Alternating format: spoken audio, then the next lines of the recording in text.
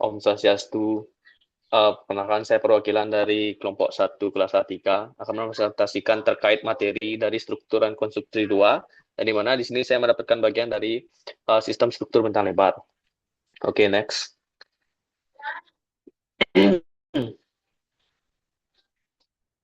Di sini merupakan beberapa anggota kelompok dari kelompok 1 kelas A3 yang terdiri dari kurang lebih 25 orang. Di sini saya sendiri Putu Purnama Wijaya Denta dengan NIM akhir 124 sebagai pembawa materi pada sistem struktur ini. Next. Masuk ke apa itu bentang lebar. Bentang lebar sendiri dalam sistem struktur bisa dipahami sebagai cara bangunan itu menjembatani ruang yang luas tanpa bantuan kolom di tengahnya. Di mana secara teknis bentang itu sendiri berarti jarak antara dua titik penumpang seperti kolom atau dinding. Ketika jarak ini dibuat sangat jauh dan tetap stabil tanpa penumpang tambahan di tengah, maka itulah yang disebut sebagai bentang lebar. Jadi secara poin bukan hanya panjang jaraknya, tetapi kemampuan struktur tetap kuat dan tidak runtuh walaupun dengan range ataupun jarak yang jauh. Next. Dalam bentang lebar sendiri terdapat beberapa sistemnya. Yang pertama itu adalah space frame, membran, cangkang atau shell, kabel, pneumatik, serta folded plate. Next. Jadi pada materi ini kelompok 1 kelas 3 mendapatkan materi sistem struktur bentang lebar, yaitu kabel. Kabel sendiri itu sebagai elemen utama penahan beban pada sistem struktur ini, yang dimana dengan gaya kerja yaitu tarikan murni, bukan ditekan seperti kolok atau balok. Dalam sistem ini, beban dari atap atau elemen lain ditopang atau tidak ditahan langsung oleh kabel, seperti halnya balok kaku, melainkan dialirkan melalui gaya tarik sepanjang kabel menuju titik tumpuan. Tumpuan itu sendiri biasanya berupa menara atau pilon, atau struktur tepi yang cukup kuat untuk menahan gaya tarik tersebut. Next.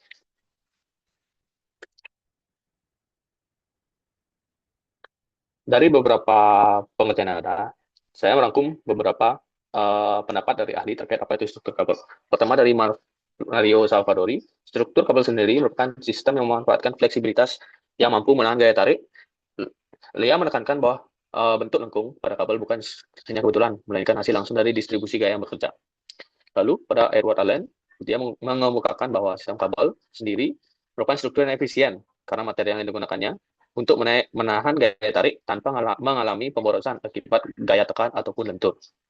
Lalu ada dari George Halleck, itu struktur kabel merupakan bagian struktur ringan yang bekerja melalui keseimbangan gaya tarik yang terus-menerus. Kabel sangat bergantung pada prategang atau initial tension dan interaksi dengan elemen lain seperti tiang atau rangka tepi. Dan terakhir itu dikemukakan oleh Ferriotto, sistem kabel merupakan bentuk struktur yang mengikuti prinsip alam, yang dimana dia secara bentuk itu stretching. Dalam proses pencarian bentuk atau form finding. Oke, next. Selanjutnya akan dijelaskan oleh teman saya. Baik, lanjut. Di sini saya menjelaskan tentang prinsip kerja beban. Prinsip kerja beban pada sistem struktur kabel pada bangunan bentang lebar didasarkan pada kemampuan kabel yang hanya menahan gaya tarik atau tension. Beban seperti beban mati, hidup, angin, atau gempa diteruskan dan dari atap penutup atap ke kabel, lalu diubah menjadi gaya tarik dengan komponen vertikal yang menahan beban dan komponen horizontal yang disalurkan ke ancor atau tumpuan. Sistem struktur kabel pada bangunan bentang lebar bekerja berdasarkan prinsip gaya tarik murni, tensile structure, di mana beban atap disalurkan melalui kabel baja fleksibel menuju tiang penyangga atau tekan dan pondasi. Struktur ini bekerja membentuk kurva funikular yang berubah sesuai pola beban, memerlukan prategang untuk kestabilan serta efektif memikul beban ringan pada bentang yang sangat lebar. Kabel akan melendut membentuk kurva parabola atau catenari yang menentukan efisiensi distribusi gaya. Keseimbangan struktur dicapai melalui perpaduan gaya tarik pada kabel dan gaya tekan pada elemen pendukung seperti mass atau compression ring, serta diperkuat dengan potension untuk menjaga kestabilan dan kekakuan. Sehingga sistem ini efisien digunakan pada bentang lebar. Bentuk lengkung kabel menentukan efisiensi distribusi gaya, di mana kurva parabola terjadi pada beban merata horizontal dan catenary pada beban sepanjang kabel. Sistem ini dapat berupa kabel stayed suspension atau kabel net yang semuanya mengandalkan gaya tarik. Next. Mekanisme kerja. Mekanisme kabel didasarkan pada konsep geometri aktif. Artinya bentuk struktur kabel adalah hasil langsung dari beban yang bekerja padanya. Transformasi beban ketarikan. Begitu beban seperti dek jembatan atau atap stadion menyentuh kabel, kabel tidak akan membengkok seperti balok beton, melainkan akan langsung menengkang seluruh penumpang. Kabel bekerja 100% untuk menahan tarik. Komponen penyeimbang atau the reaction, yaitu karena kabel menarik ujung-ujungnya ke arah dalam atau tengah, jadi harus ada komponen yang menahan tarikan tersebut. Yang ketiga, komponen vertikal atau pilon, tiang, menahan gaya gravitasi atau tekan. Yang keempat, komponen horizontal, ancur atau angkur, menahan gaya tarik kabel agar tidak tercabut dari tanah. Keseimbangan dinamis, yaitu mekanisme ini bersifat fleksibel. Jika beban berpindah, kabel akan sedikit bergeser posisinya untuk menjadi keseimbangan baru. Berikut proses tahapan kerja, yaitu tahap 1 ada tahap form finding atau pencarian bentuk. Kabel ditarik di antara dua tumpuan tanpa beban luar. Kabel membentuk kurva alami atau catenary. Progres di tahap ini adalah menentukan seberapa besar lendutan yang diizinkan. Semakin dalam lengkungannya, semakin kecil gaya tarik pada kabel, tapi ruang di bawahnya dapat menjadi lebih sempit. Tahap 2 yaitu tahap loading atau pemberian beban. Ketika beban lantai atau atap mulai digantungkan pada kabel utama melalui kabel-kabel penggantung vertikal atau hanger, yaitu akan terjadi pertama, kurva kabel akan berubah dari catenary menjadi parabola. Yang kedua, pada tahap ini gaya tarik menyebar merata ke seluruh panjang kabel. Tahap ketiga ada tahap deformasi atau ketidakstabilan. Karena kabel ringan, masalah muncul saat ada angin atau beban yang tidak merata. Semisal mobil hanya di sisi kiri jembatan. Yang pertama, progres kabel akan mencoba berubah bentuk secara drastis atau bergoyang. Ini adalah titik kritis dalam sistem kabel yang harus diatasi. Tahap 4 yaitu tahap stabilitas, press tracing atau prategang. Yang pertama, pemberian beban mati yang berat dapat menekan kabel agar tidak mudah digoyangkan oleh angin. Yang kedua, sistem kabel ganda atau kabel lawan, menambah kabel kedua yang melengkung ke arah berlawanan, cembung ke atas. Kedua kabel ini saling ditarik sehingga struktur menjadi kaku dan tidak lagi fleksibel. Next.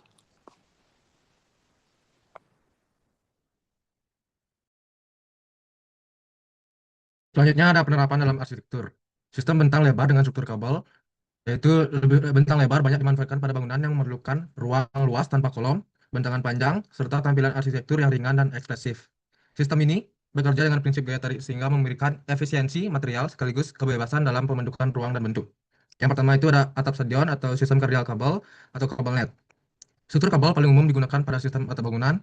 Atap tidak lagi ditopang oleh kolom di bagian tengah, melainkan digantung atau ditarik menggunakan kabel yang terhubung ke struktur di bagian tepi bangunan. Hal ini memungkinkan terciptanya ruang dalam yang bebas kolom atau clear span, sehingga sangat ideal untuk bangunan dengan kapasitas besar seperti stadion. Penerapannya, kabel dalam arsitektur dilakukan melalui konfigurasi radial atau melingkar, atau jaring kabel net untuk mendistribusikan gaya tarik secara efisiensi. Sistem ini terhubung dengan ring beam sebagai cincin tekan dan mesh atau tiang utama sebagai penopang vertikal yang menyalurkan beban ke fondasi.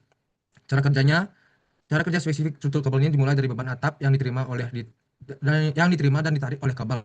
Kemudian gaya tersebut disalurkan menuju ring compression. Selanjutnya, ring mendistribusikan beban ke kolom perimeter sebagai elemen penopang akhir menuju fondasi. Contohnya ada di Stadion Munich Olympic Stadium. Next. Yang kedua ada bandara atau hal besar, menggunakan struktur tensil membrane atau kabel. Struktur kabel pada bangunan seperti bandara atau hal besar diterapkan sebagai sistem utama penopang atap dengan mengombinasikan kabel dan membran. Dalam sistem ini, kabel berfungsi sebagai elemen tarik yang membentuk rangka utama, sementara membran menjadi penutup atap yang ditarik sehingga berada dalam kondisi tegang dan stabil.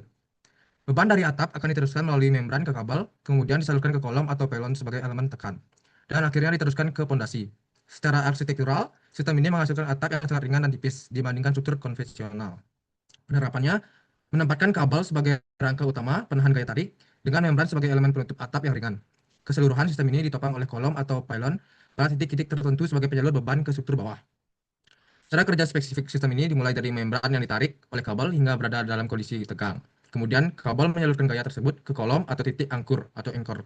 Dengan demikian, keseluruhan sistem bekerja sebagai tensile surface yang mengandalkan gaya tarik untuk menjaga kestabilan bentuk. Yang ketiga ada kanopi atau ruang semi terbuka. Menggunakan sistem tensile kanopi. Pada kanopi atau ruang semi terbuka, struktur kabel digunakan untuk membentangkan membran di antara beberapa titik tumpu seperti tiang atau anchor. Kabel ditarik untuk menciptakan kestabilan sistem, sementara membran bekerja sebagai permukaan tarik yang harus memiliki kelengkungan ganda atau double curvature agar tidak mengalami deformasi. Tanpa bentuk lengkung tersebut, struktur akan menjadi tidak stabil karena tidak mampu menahan gaya secara merata. Secara arsitektural, sistem ini sangat efektif dalam menciptakan ruang teduh yang tetap terbuka sehingga memungkinkan sirkulasi udara alami tetap berjalan dengan baik. Penerapan sistem ini dilakukan dengan menarik kabel antar titik penopang seperti tiang atau anchor, kemudian membran dibentangkan di atasnya sebagai elemen penutup yang mengikuti bentuk tarikan kabel. Cara kerja spesifik sistem ini mengandalkan tarikan kabel untuk menciptakan stabilan struktur, sementara membran berfungsi sebagai permukaan tarik yang mengikuti distribusi gaya agar stabil. Bentuk yang dihasilkan harus berupa double curvature atau tidak datar sehingga mampu menahan deformasi secara optimal. Next. Baik, lanjut ke kelebihan dari struktur kabel. Yang dimana itu yang pasti efisiensi material dan konstruksi. Kabel itu hanya bekerja dalam tarik sehingga tidak memerlukan dimensi besar, membuat penggunaan material lebih hemat. Lalu mampu mencapai bentang lebar. Karena adanya tension atau tarikan kelenturan, maka mampu menjangkau bentang yang sangat panjang tanpa penopang di tengah, sehingga ideal untuk ruang bebas dari kolom seperti stadion, aula, ataupun bandara. Dengan secara struktural, membuat struktur relatif ringan dibandingkan sistem konvensional, sehingga mengurangi beban fondasi dan cocok untuk kondisi tanah kurang stabil. Lalu, fleksibilitas bentuk itu mudah dibentuk menjadi geometri dinamis dan ekspresif, mendukung desain arsitektur ikonik, serta memungkinkan eksplorasi bentuk. Lalu, distribusi beban yang baik. Beban didistribusikan secara merata melalui sistem kabel sehingga mengurangi konsentrasi gaya pada satu titik. Next. Itu interogasi dengan material ringan. Karena dia ringan, maka dapat dikombinasikan dengan membran, EFTA, atau material ringan lainnya, sehingga berfungsi sekaligus sebagai struktur dan selubung bangunan. Lalu, adaptif terhadap kondisi tapak, sifatnya yang fleksibel, memungkinkan struktur menyerap energi dari beban seperti angin ataupun gempa, sehingga tidak mudah mengalami kegagalan getas. Lalu, itu secara estetika, struktur kabel dapat diekspos sehingga memperlihatkan cara kerja gaya tarik secara langsung atau kejujuran struktur, memberikan nilai visual dan indikatif yang tinggi. Terakhir itu performa terhadap beban dinamis. Dia tidak membutuhkan grid kolom yang kaku sehingga dapat menyesuaikan dengan tapak tidak beraturan, termasuk kawasan pesisir ataupun kontur dinamis. Secara kesimpulan dari kelebihan yang dipaparkan, itu struktur kabel menawarkan efisiensi material yang tinggi karena bekerja optimal dalam gaya tarik, sehingga menciptakan bentang lebar dengan elemen yang ringan. Fleksibilitas bentuk memungkinkan eksplorasi arsitektur yang ekspresif dan adaptif terhadap berbagai kondisi dari lingkungan maupun tapak sekitarnya. Kemampuannya dalam mendistribusikan beban dan merespon gaya menjadikan solusi yang efektif untuk membangun bangunan skala besar dengan kebutuhan ruang bebas kolom. Next. Kekurangan dari struktur kabel itu sendiri, itu ada sensitif terhadap perubahan beban. Struktur mudah berubah bentuk akibat beban angin, hujan, gempa, atau kosaran kecil saat pemasangan.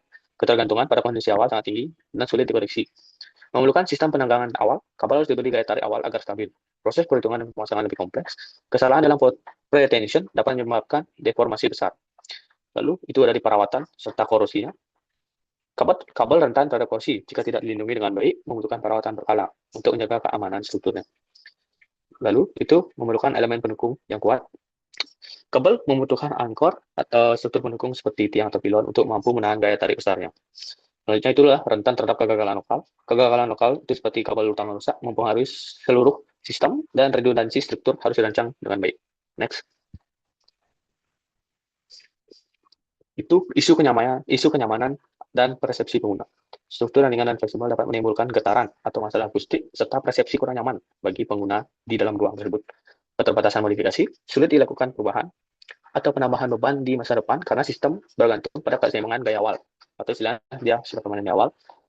Selanjutnya itulah biaya awal perencanaan yang tinggi. Meskipun menghemat material, biaya desain dan analisis relatif mahal karena membutuhkan tenaga ahli dan teknologi simulasi. Lalu yang terakhir, desain lebih kompleks, tidak bisa dihitung dengan metode sederhana seperti balok biasa, memerlukan analisis non-linear karena bentuk berubah saat menerima beban, membutuhkan software khusus dan keahlian tinggi. Jadi secara kekurangan, struktur kabel memiliki tingkat kompleksitas yang tinggi karena sangat bergantung pada pretension dan kondisi awal yang presisi. Sensitivitas terhadap perubahan beban, lingkungan, serta keterbatasan dalam menahan gaya tekan membuat sistem ini memerlukan modifikasi dan struktur kabel menuntut perencanaan yang matang dan keahlian khusus agar dapat berfungsi secara optimal. Next.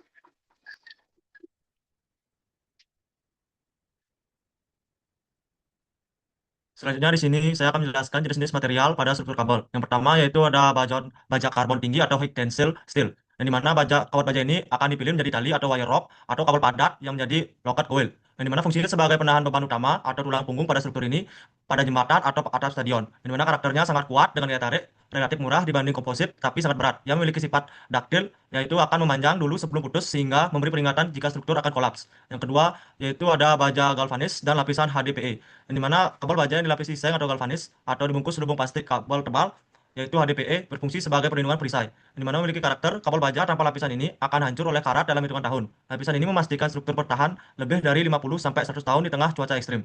Selanjutnya itu ada komposit karbon atau CFRP, yang dimana serat karbon yang disatukan menjadi resin atau plastik keras, fungsinya sebagai pengganti baja untuk kondisi ekstrim, yang dimana bentangnya sangat lebar atau lingkungan korosif seperti laut. Dengan karakter luar biasa kuat dan ringan, 5 kali lebih kuat dari baja, 1/5 beratnya. Kelemahannya harganya sangat mahal dan bersifat getas atau putus tiba-tiba tanpa peringatan jika beban berlebih. Yang keempat yaitu ada membran yang terbagi menjadi 3, yaitu PTFE, PVC, dan ETFE, yang berwujud kain, teknis, atau plastik transparan berkekuatan tinggi. Fungsinya sebagai penutup atap yang menempel pada jaringan kabel. Yang dimana karakter dari masing-masing material tersebut, yang pertama yaitu PTFE, sangat awet, 30 tahun, tahan api, bisa membersihkan diri sendiri. Yang kedua yaitu PVC, murah, elastis, tapi hanya bertahan sekitar 15 tahun.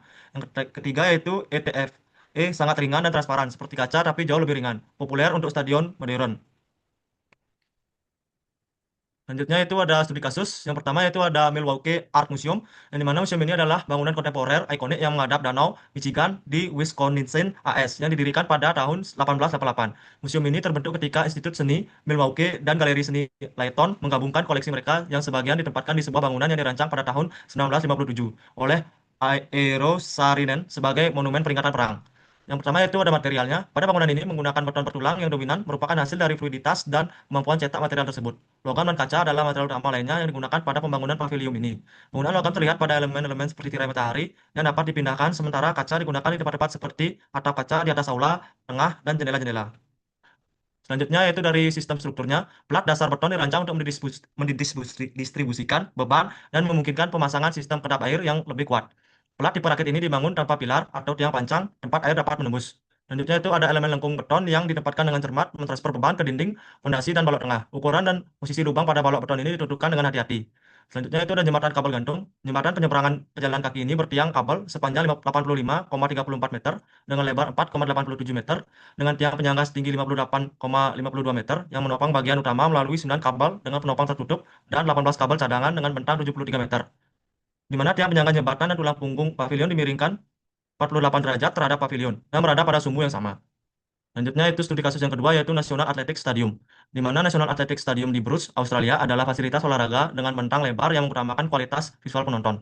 Atap menggunakan struktur kabel untuk menciptakan ruang bebas kolom dengan bentang 112 meter kali 20 meter dan kapasitas 6.000 penonton lebih. Bangunan ini menggabungkan efisiensi struktur dan estetika. Material yang digunakan pada bangunan ini didominasi oleh baja sebagian elemen utama, terutama pada kabel, rangka atap, kolom, dan tiang penyangga. Yang dipilih karena memiliki kekuatan tarik tinggi, efisiensi struktural yang optimal. Kabel baja yang digunakan terdiri dari kabel utama atap berdiameter 36 mm serta kabel penarik belakang berdiameter 52 mm yang tersusun dari kawat baja multi-strand. Memungkinkan distribusi beban secara merata dengan kapasitas tarik mencapai 600 hingga 700 kN. Selanjutnya itu sistem strukturnya. Sistem struktur yang diterapkan adalah kabel suspended rope system yang bekerja melalui distribusi gaya tarik pada kabel dan dikombinasikan dengan elemen tekan berupa tiang dan kolom. Beban atap disalurkan dari rangka baja ke kabel utama, kemudian diteruskan ke tiang penggantung yang dimiringkan sekitar 60 derajat dan akhirnya ke pondasi melalui sistem angkur. Struktur ini terdiri dari 5 tiang utama yang masing-masing menopang sekitar 9 kabel atap dan 2 kabel penarik belakang, sehingga membentuk sistem keseimbangan gaya yang stabil. Secara morfologis, kabel membentuk kurva funikular yang menyesuaikan distribusi beban, baik berupa bentuk catenary maupun parabola, yang mencerminkan efisiensi dalam menyalurkan gaya. Dalam respon beban eksternal, khususnya beban angin, sistem struktur ini mengandalkan kombinasi antara beban sendiri atap, pengaku kabel, serta elemen penahan lateral seperti dinding dan ikatan struktural. Penggunaan plat beton sebagai beban mati menjadi strategi penting untuk mengurangi efek dinamis seperti getaran atau floater akibat tekanan angin.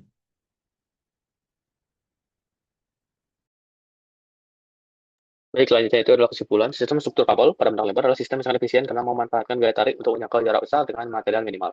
Bentuknya mengikuti alur gaya sehingga hampir tidak mengalami lentur seperti struktur konvensional lainnya. Sistem ini sangat bergantung pada tegangan awal, geometri yang presisi, dan keseimbangan dengan elemen tekan seperti pilon. Tanpa itu, struktur mudah kehilangan stabilitas. Secara arsitektural, kabel mampu menciptakan ruang yang luas, bebas tanpa kolom. Lalu, struktur kabel merupakan solusi bentang lebar yang efisien namun kompleks, di mana keberhasilannya ditentukan oleh keseimbangan antara gaya, bentuk, dan stabilitas.